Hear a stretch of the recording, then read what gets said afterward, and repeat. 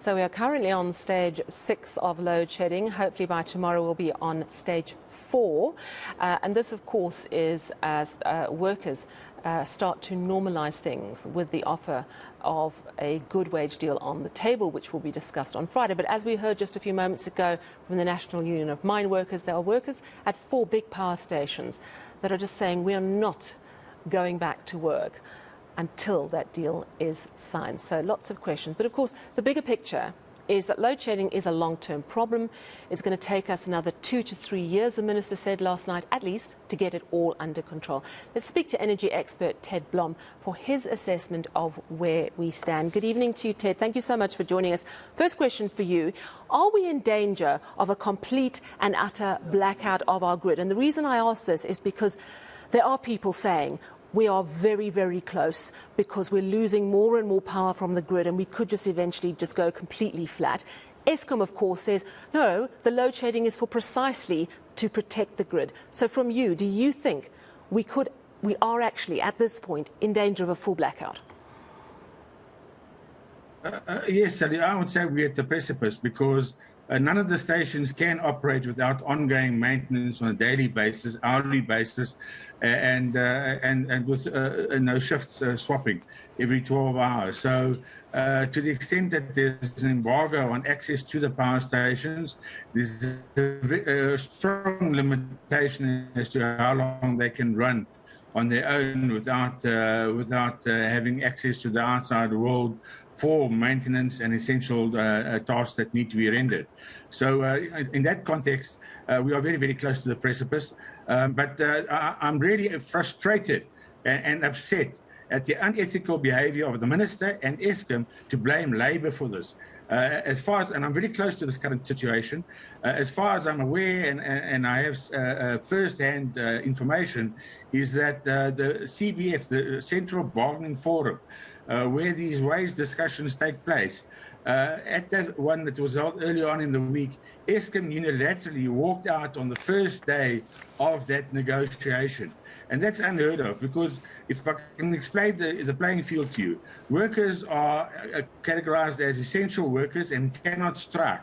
But there's no quid pro quo onus on Eskom, because they can't just put the workers with their backs to the walls and tell them you will do and what we tell you to do, and you've got no options.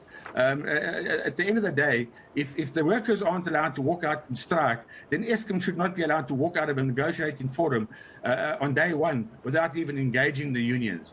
And it smacks of bad taste, bad ethics, and bad behavior by Eskom. So there's two sides to the story. As far as the so-called sabotage is concerned, from the pictures that I was shown, it looks like a very amateur job.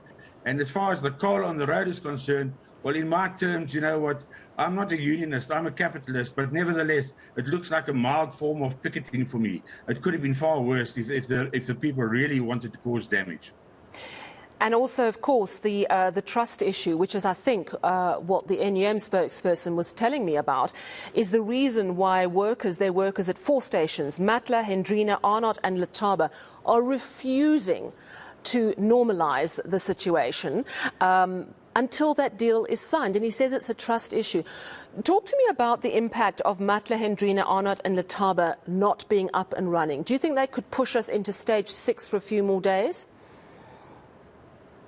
No, absolutely. I mean, those are all 6 packs. They're all pretty much part of the so-called base load of Eskom. And then on top of that, we had Medupi failing as well because of a conveyor belt, another conveyor belt malfunctioning.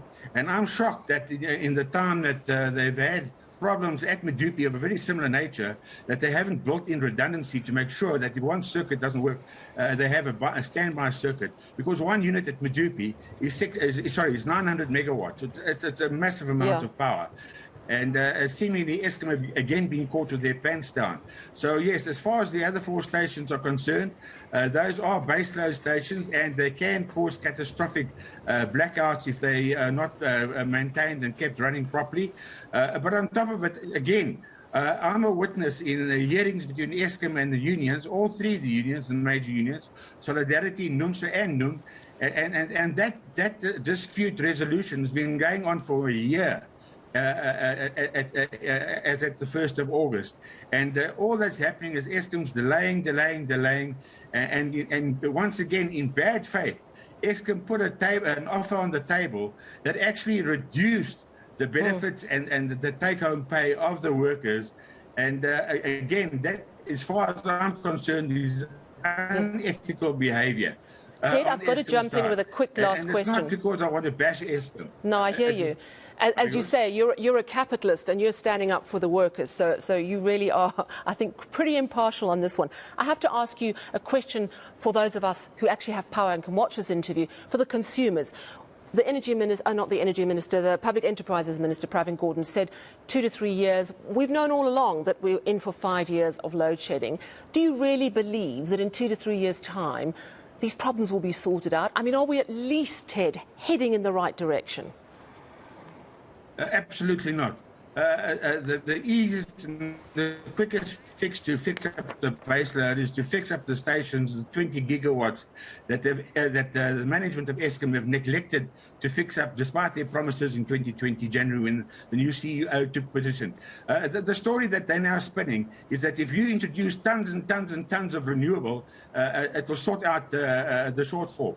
The fact of the matter is, it's now just after 7:15 in the evening, there is no sunshine anywhere in the world in South Africa, so there's no solar that will be able to contribute to the grid at this stage, and it's not the windy season in the Cape, so there's very little wind coming out. Last time I looked, it was running at about 6% utilization. So it's a complete fallacy. It's a complete fallacy to think that renewables can sort out Eskom's problems. Energy expert Ted Blom, thank you very much for chatting to us this evening.